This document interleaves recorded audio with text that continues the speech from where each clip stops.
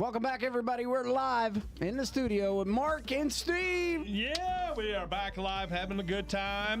And back with us again this week is Aaron Taylor, who went over sports with us last week, and we're going to do that again today. We had so much fun last week. Yeah, we're going to do it again. So welcome to the show again, Aaron. Thanks for having us, guys. Good to have you, man. Good to have you. It's I saw the show last week. Y'all did awesome. Well, we had a good time. Mm-hmm. You know, a lot of news, a lot of information. We were it's. Between Aaron and I, we love talking sports together, so it's it's natural for us. So we loved it. Very cool. Hey, I know there's a lot of flooding going on. We just saw in the news that crest just hit in Louisville.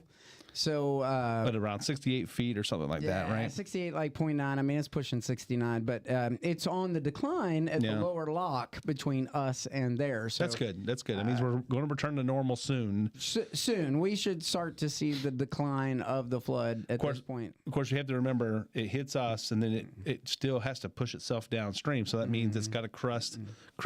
All the way down the Mississippi, all the way to New Orleans until it's that's it. It's out. So, but we still have a lot of water backed up between the two locks, so it's not going to happen overnight. It'll take us probably several weeks to see that go back down. I mean, we don't. Most of us don't think about it, but when the Ohio River floods, it's not just it comes up on the land, but it affects the river traffic and stops river traffic a lot, and that's commerce. That's that's where we get fuel and things like that. So.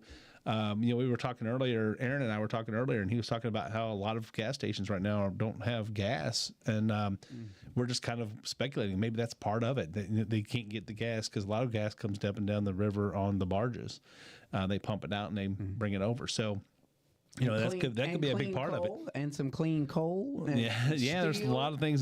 So, a lot of people are affected by those floodwaters other than just those people who are right around the river. Right. So, but that's, speaking of flood, 2 days ago, yesterday, the stock market, was flooded with buying and rose almost 3,000 points, I believe, yesterday, if I remember right. Can you believe that Bitcoin is like $80-something thousand? Yeah, but I just saw that it's 80-some thousand, but it was actually. I think it's actually about, is it 80-something again today, or is it, because it took a hit today a little bit. Yeah. Yesterday it was like 80. Yeah. You remember like 10 years ago you should have bought it? Oh my gosh, it was like $20 for a Bitcoin, and they're worth. I mean, we should have just been buying it up. But who knew though? I mean, how do you know that's what's going to happen? I don't know. That's one. How do you know? Yeah. How do you know? A few people knew. A couple. Yeah. There's at least two. There's at least two people out there that knew. Mm-hmm. But we had. And that's one of my favorite Big Bang Theory episodes is where they we did some. They saw that Bitcoin was rising, and so they said, hey, we mined some of that way back. Where is that? And it was on. They finally found the drive, and somebody had erased it, and used it for something else. And so once it's gone, man. So in April 10th, 5 years ago, it was $6,917 a Bitcoin, and as of today, it's $83,190. That's just insane. I'm sorry. Oh wait, that's hold on. Let me make sure. That's April 8th. So day. Let's see. Right now it's saying 79,560. It's so funny that you mentioned that, because that's one of the first things I went and looked up too. Is like, okay, well, the stock market took a hit today. It was back down about 3% or so today, but it went up 7.5% yesterday. I mean, people, there's a few folks that probably got rich yesterday off of that. That's a huge spike. Of course, it's the volatility of everything with the tariffs and things like that. And speaking of tariffs, that one of the reasons that it dropped was because of that volatility and unknown. But then all of a sudden, the reason that it jumped back up was because, a lot of those tariffs were lifted or suspended, or I guess limited was the word that's being used, because I think there's still a standard 10%, but all those reciprocal tariffs have now dropped off, and they're back to just standard 10%, except for China.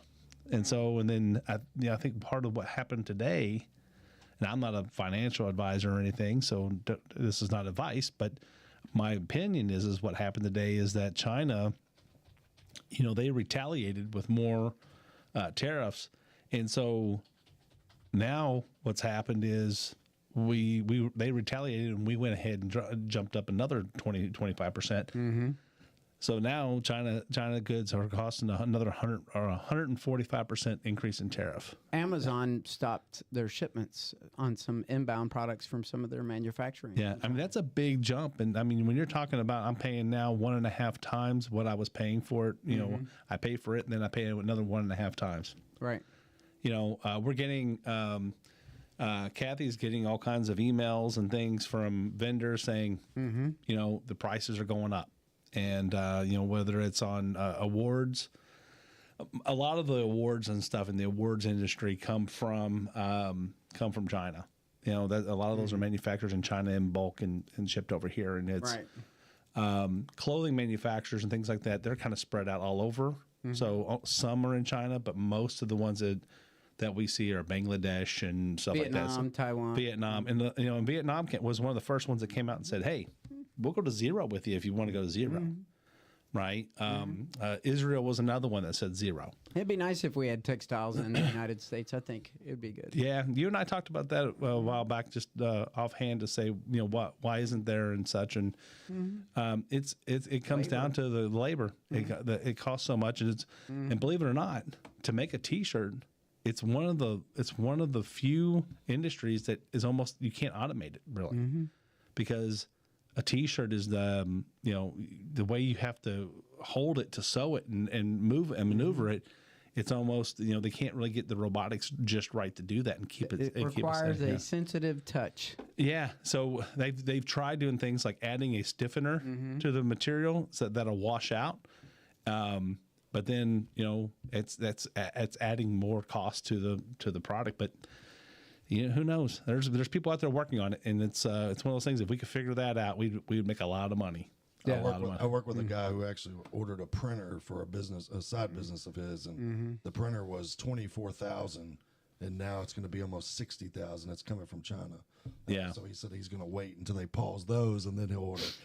Yeah. I mean, that's it. probably It's a going big to printer, take huh? China coming to the table. It sounds like is it for garments, or is it like a direct to no, garment or it's something, or is it like a? It's like paintings and Okay, gotcha. So it's a big printer. It's like, yes. That's yeah. canvas. And stuff. I looked at. Remember you and I looked at that one up in India that time we went to that show. Oh yeah. That thing was like, you know, it would do a full sheet of plywood basically, paint it up, and it was insane. It was like, but that was like $80,000 for that at that time. So I'm sure the prices have come down since then, but you know. But Not if it's coming from China. no, definitely not if it's coming from China. So the river's coming down. The stock market came back down a little bit today. I think that we're going to see that stabilize, you know, at least for the next 90 days, because the tariffs. The only question is about China, and it is going to affect a lot of us. A lot of those. I mean, I have to say, I think that we are, as a people, have become addicted to the cheap labor of China. And so that's what kind of drives this. You know, our manufacturing has dwindled here because, well, you know, a lot of people don't, because it's easy to outsource. But I don't think when they did NAFTA, I don't think they intended for the outsourcing that happened. They were thinking, oh, well, we'll all be engineers and design and stuff like that. Well, then they started sending the engineering jobs to India. So, I mean, if right now, if you're getting into a, you know, like internet design or computer design, things like that, as far as software design, is what I'm talking, really trying to say, most of that's being done in India. And you hire a group of engineers over there, and they develop your software, do all your coding for you, and they get it back, and you just do iterations like that. But it's a lot cheaper because they make pennies on the dollar over there compared to what our engineers here. I think it's rupees. Yes, they do. Rupees. Rupees, yeah, this is rupees, which are pennies on the dollar. But it's it maybe even pieces of pennies on the dollar. I'm not sure what the exchange rate is, but yeah, but that's the whole point. Did you see where the president's office had pulled $8 million of taxpayer dollars that went to Politico to help fund news. Was that the same? And I didn't see this latest one, but I did see that they had one where they were buying subscriptions. Right? They were paying for subscriptions to Politico for different offices around Washington D.C. and that was coming out of our pocket. And it's like, that's the kind of stuff. It's like, well, they're not buying it from they're not buying subscriptions to the Messenger. They're not buying subscriptions to the Courier Journal. They're buying it to Politico, and why? Because Politico's doing their bidding, in my opinion. So I love how they announced that too. The Speaker of the House just told everybody that was sitting there in the media, like, "I'm glad you're here for this, but we've cut $8 million of your funding." Yeah. I like Mike Johnson. And the colleges are getting pulled funding as well for supporting the protests and not supporting the students. Yeah, I mean that's something that I think had to happen. You can't keep what is it? I was trying to think who was it that had the 400 million hit the other last week or something like that. They took $400 million. Was it Princeton? Yeah. $400 million. So $400 million is being spent on taxpayer funds of taxpayer funds to support Princeton College, and then they're going in creating $4 million. Yeah, that's correct. 400 million. $4 million for Princeton. Well, what was the one that was 400 million? There was one that was 400 million. There was one that was like 800 million. That it might have been Harvard, because Harvard announced something the other day, but I can't remember what the number. So Columbia was 400 million. Mm-hmm. Okay. So, but they still have a ways to go, I think, before they'll get that money back.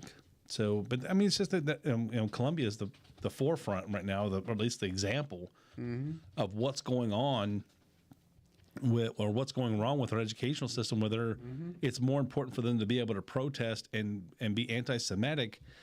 I mean, you can't allow that on a college university or a college campus where you have to protect all the students. You can't just allow these quote unquote protests to drive a ideology like that and to affect one group of people like that. There's no reason. I mean, it's not like they just went there and held up signs and said we protest. Nobody complains about that, but they held people hostage. They took over buildings. They treated people. They hurt unjustly. people. They showed the same problem we had when we broke out of racist oppression. Martin Luther King's demonstrations when he would protest and walk the streets, and then they would attack him. That's not right. That's not right. That's what we've come from. We said we're not doing that. We were trying to move. I felt like the United States had moved past a lot of that, but it seems like they just reversed it now. I don't say know we need to make it equal. I think that's certain groups in the United States. And the influence that came from. I mean, they're finding out some of these folks that are coming over here on visas because we are outsourcing. So what are we doing? Colleges are paying to, the state countries are paying for these students to come over here and get a quality education, and they bring with them those ideologies. Yeah, I mean, it's like, I understand some of the angst, but the United States cannot allow that type of hatred and to exist like that. Yeah, we have to figure out. When you come here, you're supposed to figure out how do you blend in and fit in. And it seems like a lot of what we've heard over the last 10 or so years has been, how do we separate more and more and more? How do we break up into our tribes again? And instead of us moving forward together, how do I get my piece? And I don't know about anybody else, but I don't feel like I'm any better off than anybody else. We all go through our ups and downs, and the difference between some of us and others are, some of us are out there, and it doesn't matter what race you are. If you're out there working and hustling to try to make it happen and trying to make a better life for you and your family, that's the American way. It's the attempt to make your life better. That's the American way. The American way is not, do I have stuff? That's not the American way. It's the journey to get there, not the end game. Yeah, no, I get it. Well, politics is going to be politics, but I definitely don't want to send my kids to a school where they're going to be ridiculed for a belief that they have instead of being treated as a decent human. No, I agree with that. I mean, that's something that's still going to be on the next election. Is going to be a lot of that's going to be about how do you get school choice and things like that. So boys and boys sports and girls and girls sports. And speaking of sports, that brings Aaron back into the show. So, well, again, Aaron, welcome back to the show. And I had a great time last week running down sports with you, and so we wanted to invite you back and have you, and let's do it again. Yeah, so, well, I think he invited me back just so that I could take the walk of shame because 0 for 2 on my NCAA championship picks. Yeah, I had Auburn and Duke, and neither one made it. Well, I had Auburn and Duke as well, I believe. I had Duke, but I lost on the but other side. I had Auburn winning, and you had Duke winning, and so really we're both 0 and 2. Because neither one of us, really made it to the finals, right? So, but as a diehard Kentucky fan, hey, it's okay that Duke didn't make it. Yeah, and I was, right? And I was happy with the outcome. I thought it went. I thought it was great. It was a great game. Houston and Florida, and it lived up to every bit of the hype, and with the chalk being with all 4 number ones, it was Normally it's like you get blowouts, but nobody got blown out, and but Duke. What happened with Duke? I want to talk about that for a second, because that Duke Houston game to me mirrored exactly what happened, or was an exact reflection of what happened with Kentucky Duke. Duke was dominating most of that game. And into that last 4 minutes or 5 minutes, and they were tired.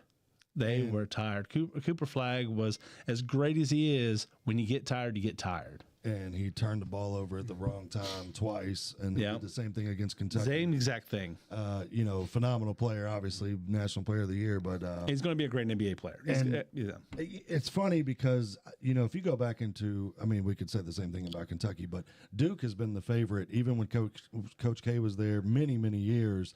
And it shows you the March Madness, but it also shows you it is so hard to win this thing.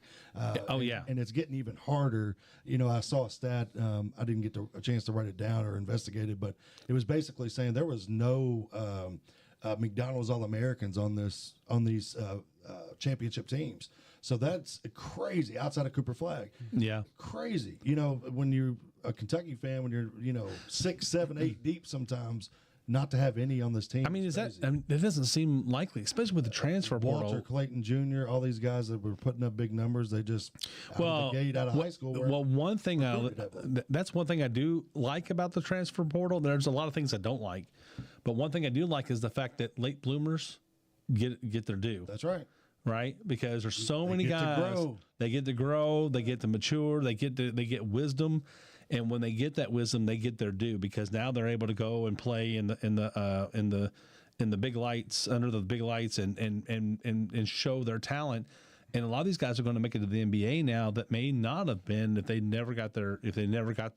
transfer portal didn't work in their favor. Not only the transfer portal, but if you go back 10 years ago when these TV contracts started putting all these March Madness games on TV, to where who was it, Derek White, who played for Iowa State, right? Kentucky, and, he was screaming at the camera, "This is my house," right before Kentucky throttled him in the second half. But the guys like that, Davidson, Steph Curry, we got to see those runs because Davidson was on TV when they. That's what makes March Madness so cool, man. That's what makes March Madness so cool. Especially even if you're an avid college basketball watcher, you get to see some guys or some teams that you haven't really got to watch, and they just put on a show, and it comes down to the last shot, or it comes down to a bonehead play like Cooper Flagg had, something like that. That just turns it on its head, and it's like, man, this is what we love college basketball. I do. It is. It's what gets me excited about college basketball, and I'm glad. Kentucky didn't win. We said it last week. I didn't expect Kentucky to win this year. I love the ride, but this Final Four was a great Final Four. Had SEC representation and had an SEC champion. Yeah. Florida, of course, defeated Houston 65-63, marking Florida's third title, first since Billy Donovan and the Joe Kim Noah-led Gators back-to-back titles in 06 and 07. Houston, real fast. Houston, 7 Final Four appearances, third national championship appearance. No wins. No wins. That's a heartbreaking stat for the fan base. Any Houston Cougars out there, my heart goes out to you. Yeah, I mean, it's like, what it was, 82, 83, 83, 84, was that it was? 83, 84. I think it was 83, 84. Jimmy Valvano. Valvano. Yeah, he was. I was born in '83, so that was that year. I mean, when he beat Villanova, right? Yeah. And where he didn't know who to hug. Yeah, he was looking for anybody. Somebody come hug me. But I mean, I really had a lot of respect for that man. He was what he had to go through in his family and everything. So. But just to kind of, I remember those teams growing up. I mean, that was the time period when I was really getting into college basketball as a young person, and there was a lot of great basketball played back then. There's still a lot of great basketball played today, but the way I look at it is, if those guys had the training regimen that the guys have now, how much better would they have been? Back then, and they were outside smoking heaters, not sleeping in hyperbaric chambers. That's the difference. That's the difference, Those athletes. Nobody knew how to take care of their bodies back then, but man, it's incredible. Okay, so of course, big news on the horizon. Both Louisville and Kentucky busy in the transfer portal, and of course their own recruits that they're getting. Oh yeah. But in Kentucky news, Mark Pope once again finding some stellar guys, on paper at least, that looks like they're shaping into a competitive team once again. Yeah, I agree. Jaden Quaitons is, he was that name may be familiar to a lot of the UK fans out there, because he was recruited to UK 2 years ago by Calipari, and when Calipari left, he decided to put his name into, or to reopen his recruitment, and he ended up at Arizona State. Now, and he is a beast. If he's healthy, he's a beast. The one question about him is he's had that knee injury, and he's just a few weeks into the recovery. Now they're saying his recovery is way ahead of schedule, and that was part of his recruitment. It was to talk about that and see where he was, and according to all the doctors, everything's going great, and he's going to be ready for the season, but. It's still, it's a question mark. A big question mark, and also you got to think with Pope, the injuries Kentucky went through, Pope's probably like, if there was a red flag, he would have probably stayed clear of that. So it kind of gave me a little bit of confidence that Pope went on and we brought him in knowing that. And Kentucky's got excellent trainers and doctors to evaluate this and make sure everything's going well. Another thing to look at is so besides Jaden Quaitons, there's also we had a couple of others this last week. Jalen Lowe, and he came out of Pittsburgh, and then you had I always mess up his name.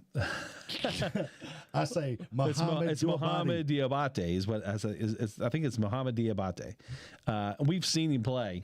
He's out of Alabama, so we've seen him play. Yes. He's one of those guys that were killing us on the boards, and that's something we needed some help with. So I'm really excited about him. He's not so much a scorer, I don't think. He's more of a rim protector. He's a rim protector, yeah. Rebound grabber. And energy. He's got a lot of energy. Yeah. And then what was the last one? Was Cam Williams. Cam Williams. Yeah, he was the first one that came in, and kind of got everything rolling. When Cam Williams came in, everybody was starting to say, "Well, what's wrong with Kentucky? They can't get anybody in the transfer portal." And man, what a difference a week makes. Yeah, and if you remember last year, I mean, it was all the way up the last day, maybe the day before, and here it was like, who are we going to put on the floor? And then we had a full roster. So, it can drop at any time. I do want to point out Jalen Lowe, though. I don't know if you got a chance to kind of look at his game. I did not get a lot to look at it. Last week, I wanted to talk about him because I thought, according to a lot of multiple reports, I saw that Jalen Lowe was a top priority. But this guy's a point guard. He averaged 19 points per game, 6 assists per game, 4.5 rebounds per game, low turnover ratio. And this looks like the type of point guard that Pope likes because he's a leader on the floor as well. Great attitude. Yeah. And if you can say anything about the team, He's this past 6'2", year- right? I think he's 6'2". I think so. 6'2", 6'3". About 180 pounds or something like And that. I think that Point guard size. point guard size, at least 1995 point Guard size, yeah. Ben Simmons, I guess, is considered a point guard. Today. Yeah, but that's anyway, true. But if you look at it, I think like the attitude of Kentucky. I love the players that we had because they had that pride that we talked about last week. That want to be here. Kind of sad to leave, not just sitting there looking at the draft stock. And I think that's the kind of guy we got with Jalen because he transferred. Still 3 years of college eligibility. Yeah. He's still new. It's still new. And he's athletic, and I think that he's going to really fit into Mark Pope's scheme. But he's got a little bit of competition there. Yep. I mean, there are other guards coming in, but I think he's got the kind of like the lead right now as far as being the starting point guard for Kentucky next year. You've got, but also the other, we have freshmen coming in too. right. So run those down for us. Jasper Johnson, 6'4", 175-pound guard from Lexington. He's going to be joining the Another mix. homeboy. Another homeboy. And then you've got Malachi Marino. He's actually from Georgetown. Right next door. 6'11", 230 pounds. I've heard nothing but people raving about this guy's athleticism. Can jump out of the gym. Is going to be a defensive anchor for sure. And then a Caden Lewis, 6'2". Now this one was kind of odd to me. So he and Jalen Lowe are similar very sizes and very similar athletes. And that's exactly what I was going to say. When I saw that we signed them, it was like, oh my gosh, we got kind of mirror images. They're twins, in a lot of ways. If you notice, or if you can think back, if we just had more depth at the point guard position, Kentucky would have been a lot better off. Well, I mean, We really injury struggled bug when killed Jackson us. Robinson went down. Injury bug killed us. Jackson Robinson went down. Lamont Butler was hurt. 100%, yeah. And then, of course, our backup, it was supposed to be Lamont Butler is our point guard, and his backup was supposed to be Jackson Robinson and Kirk Kriisa. And which, it's, again, I told you last week, it saddens me that Kirk Kriisa's left. It's a bummer, but Bearcat. oh my gosh, right up the river, Have fun. But I wish him well. I love that kid. He had I'm so petty. you can't be. But I mean, I love the energy that it brought and stuff, and the fact that he was so excitable on the court. I don't think he was a great player. But I think he was definitely serviceable as a backup, and they played good enough defense. I thought that he earned that backup spot pretty well. He wasn't going to be the stopper that Lamont Butler is, because you can even see it back then that the way Lamont Butler would come in and shut down another point guard or another guard. But they played a lot slower when he was in the game, and then Kirk Kriisa come in and it's push. Yeah. Well, so you had one that was done through defense, and the other's done. We hold the other team by pushing offense, and so it was a kind of a cool 1-2 punch. That's what I enjoyed about it, up until he got hurt, of course. And that play was a freak play that he got hurt on. It was just so weird. It's just a misstep or something, and then you're done for the year. Yeah, and it looked like, to me, it wasn't like it was going to be season ending. And then No, I mean, they didn't think so. They thought it was like 4 to 6 weeks. Same thing with Robinson's wrist. Yeah. Robinson's wrist was the one that got me. But according to reports by Matt Jones, this KSR, Kentucky will be involved with Sam Houston State guard Lamar Wilkerson. Now, this one here, this could be finalized today, tomorrow. I think the transfer portal closes the 22nd. Or is it earlier than that? Should I? I want to say the 18th. We don't know the answer to. Yeah, maybe not. But I was thinking it was the 18th, but maybe it is the 22nd. Well, regardless, it's going to be closing soon. We got 2-3 weeks, whatever, right before the NFL draft. I know that's when it's going to end. But Lamar Wilkerson, 6'5" guard. He 20.5 points per game from 47% from the floor, and just under 45 from three. I mean, he is the guy. He's a missing piece for us. Absolutely. As good as we shot the ball this year from three, I mean, we had some lulls. Don't get me wrong, but we still shot the ball pretty well as a team. And but we're losing a lot of that. A lot of those guys, Brea's gone. Andrew Carr's gone. So you can look. Most of our 3-point shooting is gone. Now we do retain. I mean, I think Oweh is going to be a huge. Oweh is going to be huge coming back for us. That's a big deal. because that is the energy of the team. And he could be a National Player of the Year candidate. He could. He really could. I mean, he played so well this year. I was super happy with that guy. He's such a great guy, a great young man, and learning that his brother plays for the Ravens. Like, yeah, man. You know what I mean? It's like professional athlete blood. Yeah, and he knows how to push himself, and he's really good at understanding the score and time and when he needed to do something compared to letting others do lead, but then when they needed it, he was there almost every time. I mean, there was very few times that he he scored in double digits all but one. Is it just one or two? Yeah, again, that's a question on the air that I don't know the answer. I think it was just one or two times he didn't score in double digits. Trying to put me on the spot. Well, the big thing about it too was I always, the one thing that I thought Kentucky was missing was that guy that could go get a bucket by himself. The team struggling, put the ball on the floor, ISO guy. This is what this Lamar Wilkerson brings to the table. Yeah, he can put the ball on the floor, get to the cup, outside shooter. Plus, he's a good finder. And he'll be another good one to complement with Owe. And if you put him in there with my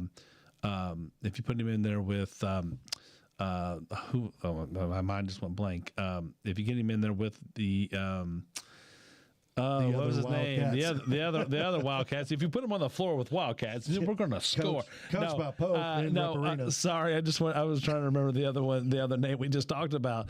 Jalen Lowe. Okay. If you pair, if you got those three guys out there, because he at 6'5", in college he can play the small forward or the two guard, so you can legitimately see those three guys on the floor at the same time, and that holds down the backcourt completely. Now, the front court, I think we got some good guys, and we're still after one possibility. So, we can't get both. The way it stands right now, we can't get both Wilkerson and this other guy, who is okay. Well, yeah, I didn't want to interrupt you, but Alfonso, I was going to let you say the last name. I'm going to call him Folgers in your cup, but it's Folgaris. I think it's Alvaro. I think it's Folgaris. See, that's Dora the Explorer right there for it. Alvaro, I'm going to stick to that. Listen, let me take you on a journey. Yeah. The great thing that Mark Pope's offense had last year, and I'm going to miss him terribly, even though he should have learned how to dunk the ball. But Amari Williams. Yes. Amari Williams was such a good find in the transfer portal. I think we kind of took him Tremendous for granted. passer. Tremendous passer, brought the ball up the floor, was able to kind of see the floor and be able to facilitate as a big man. Yeah. It created so many different mismatches. It got Kobe Bryant loose on screens and things like that. It was really fun to watch and really fun to see. And this guy here, Folgaris, Folgers, Alfonso, Alfizarazo. Let's call him AF. Listen, I know everybody's excited about the Lamar Wilkerson because I listened to it all day yesterday. People are really excited about him. I really would not be sad if this is the guy we go to. This guy's got good size. He's from Robert Morris, Horizon League Player of the Year. Yep. And listen to these stats, man. 14 points a game, 55% shooting from the floor, 41% from deep. I mean, that's for a big man. For a big man, Garrison, he tried to kind of work in the three-pointer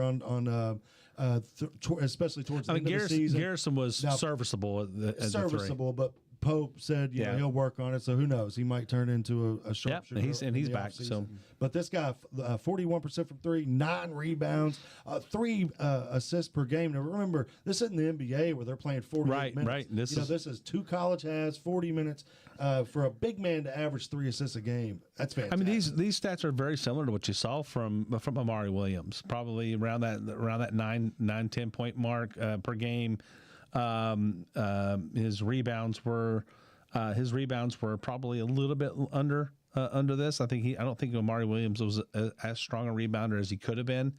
But he, as a passer, man, for a big man, he was, and the thing is I don't know if Amari Williams was a great passer before he came to Kentucky or if Mark Pope made him a great passer, because it's one thing that Mark Pope emphasizes for the big men. They have to, we're going to see that from now on.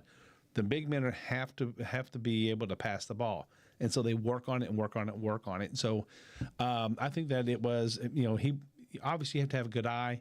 but you can be trained into being a good passer. And I think that the if you take this coming in, couple that with Mark Pope and his system, man, this could be really big. It sounds like this guy may have a head start on learning how to pass. Yeah, You know what I'm saying? yeah, exactly. No, I mean, absolutely. It's we're in agreement. So that's what I'm excited about. Real quick before we switch gears, Louisville, Pat Kelsey sounds like he may be getting a contract extension. I don't know if you saw this or not. He's making about $2.5 million, so he's really struggling. yeah.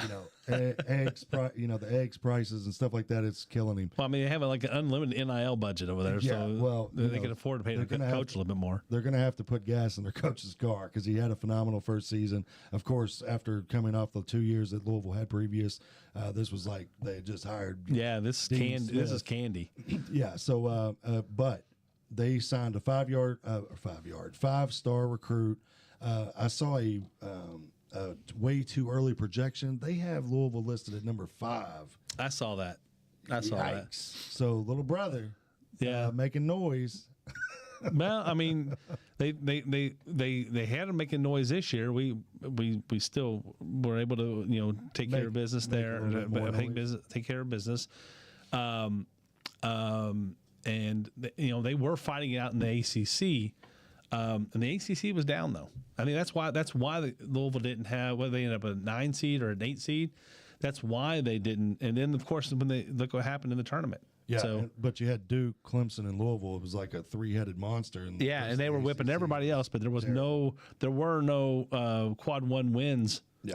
Outside of that, that's why their resume didn't look as tight, and why Kentucky's resume looked better because there were quad 1 wins and games all over the place in the SEC this year. Almost every time you played, it was a quad 1. Yeah, I compared it to the SEC football schedule. I mean, it's really about the same thing. You were playing a ranked team every week. All right, so last thing I want to get to just real fast. And this one interests me. This one interests me too because I love the game of baseball. Yeah, I love it. Played it as a kid. It was one of the first sports I ever learned to play. I played multiple sports, but tossing ball is easy. Do it anywhere. I was an Oakland A. I played for the A's, so I was an Oakland A's guy. Loved Jose Canseco and Ricky Henderson. I'm 7-8 years old and watching the Bass Brothers. So this interested me. The New York Yankees, actually, we were together. We were driving around, and I was in your truck, and I said, man, the Yankees just hit 9 home runs in the game. You remember this, right? Yeah, I remember. We were talking just a couple weeks ago. And I said, it didn't really register to me because I didn't know anything about this. But they're called torpedo bats. They've now used a different bat. Now, what's interesting, I always got told that being a Yankees fan is like going to a casino and rooting for the dealer. So let me preface that with that. But this was actually designed by Aaron Leonard, a former Yankees analyst. So that just, when I read this, I thought, wow, we've got, former Yankees employees now building bats. But anyway, so the torpedo bat, I'll take you through this. So what it is it's kind of designed to where the shaft or the shift of all the mass goes from the end of the barrel towards the center. So basically you're making the sweet spot bigger. Yeah, it's I would describe it as, and I've seen this described as, because they're called torpedo bats, but they're also called bowling pin bats. Bowling pin bats, yeah. Yeah, so because it's shaped, the end of it is shaped like a bowling pin, more like the what they call those. There's a specific bowling pin. It's a real thin bowling pin. I can't remember what it's called now, but it's a different type of bowling pin game, but bowling game. But this reminds me of just to kind of describe it, if for you golfers out there, it's almost looks like they're taking the same concept that's in your driver, where you have the big face, and they've taken the driver, and instead of having the flat driver, they've rounded the face. It's rounded in both directions. Well, the bat is already rounded in one direction, so they just now have rounded the other direction. And in golf, at least, it helps offset some of, like, if you miss, it's a smaller miss. And so I think that's what we're talking about here when you look at it. So the New York Yankees introduced this bat, and as it stands today, they've already hit 25 home runs, and they've scored 78 runs. Yeah. Now, that's only second in the league. There's actually a team that's hit more home runs than them this year, but they've got 25 as a team. They also smashed 9 home runs in a single game, and that's the only that puts them at second place, only behind the Blue Jays, who hit 10 home runs in 1987. Other players are now experimenting with this new torpedo bat or the bowling pin bat, including Cincinnati Reds phenom Ellie Deli. Ellie Dela Cruz, I love that guy. Yeah. He's actually using this bat now as well. Yeah, I haven't seen a game with him play. It's been a little bit tough for me to catch Reds games this year, so I'm excited to see how this works. I mean, there hasn't been a huge innovation in baseball bats in probably since they went to, it's been at least 100 years. Yeah. Other than the material it's made out of, as far as whether it's an ash wood or maple wood or hickory or what have you, but beyond that, it's been a Louisville Slugger basically since the Paul 1800s. Revere's Midnight Ride. Yeah, pretty much. But this is interesting. I think it's a cool concept. It like you said, it just shifts some of the weight from the end to the middle, creates a bulge area in the middle, and it seems like it's very, very forgiving for a player. So. That's I think that's all we have for today. Aaron, thanks again for coming in and sitting in with us again this week. Hopefully we'll get you back next week. Steve, thanks for producing and helping us out tonight. No problem. Next week we'll have a little bit more news and politics, but we're kind of excited about the sports section here, so we're trying to build it up a little bit. Sounds groovy. All right. Y'all did great. Thanks, guys. All right, everybody have a good night.